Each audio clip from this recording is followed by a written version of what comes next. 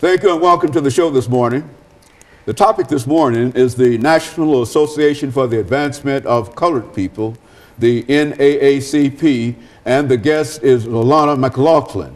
Alana has some information to talk about dealing with the National Association for the Advancement of Colored People, and she has again agreed, as at earlier shows, to talk about that information within the context of some of the questions that people might have in reference to this very, very important organization. Alana, let's start by having you to talk about Alana McLaughlin this morning, to talk about your background, your education, and some of the things that were important in terms of eventually leading you to us this morning, and especially to talk about such a very, very important topic as the National Association for the Advancement of Colored People. Let's get some information, then we'll talk about that topic. Okay. So, my first school was Napier Elementary School, where I had Mr. Downey for pre-K. And then my second school was Alex Green, where I did kindergarten and first grade with Mrs. Harfield for kindergarten and Mrs. Jennifer Berry for first grade. Now, after that, I again switched schools to Glenn Elementary, where I did second and third grade because for second I had Trudy Vest, and for third I had Wendy Anderson. Now I am currently in fourth grade with teacher Caitlin Astrew at Robert Churchwell Magnet Museum Elementary. And so you think that this educational environment has given you enough courage to want to talk about what we consider to be a very, very serious topic, and that is the National Association for the Advancement of Colored People. But as all of us know, you can not talk about that topic until you deal with that crucial issue of slavery. And let's talk about what you know about the institution of slavery that started more than 300 years, in which Africans were involved for more than 300 years. What about slavery as you know it? Well, slavery started, well, it just basically started, and then it went on for 300 years.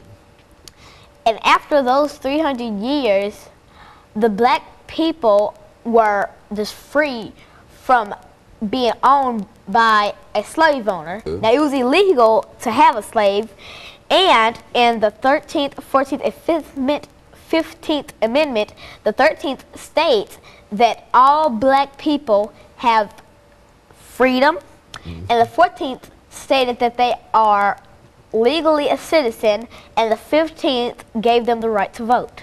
And so in a real sense, the end of the Civil War that came, as most folks believe, in 1865. And so you're saying that these three amendments, the 13th Amendment, the 14th Amendment, and the 15th Amendment to the Constitution, not only ended slavery, but it put black people in a very, very different situation. Now, how did people react to Africans being emancipated, being free, given citizenship, and given the right to vote?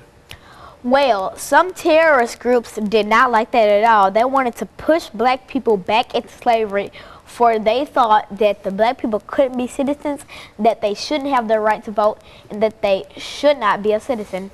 And so there was quite a bit of opposition, you're saying, to, now who were some of the individuals who opposed this, some groups that opposed this idea of African citizenship and freedom and et cetera?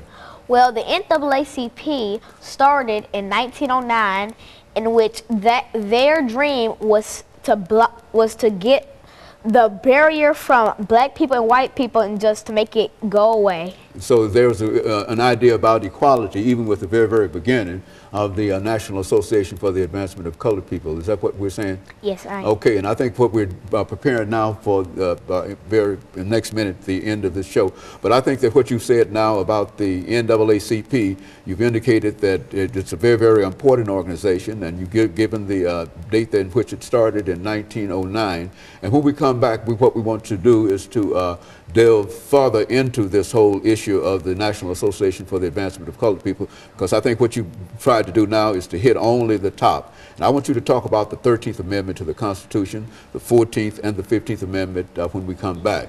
But first we have to have this first commercial break. But do you have any problems in terms of the delivery of the information that you're giving us today?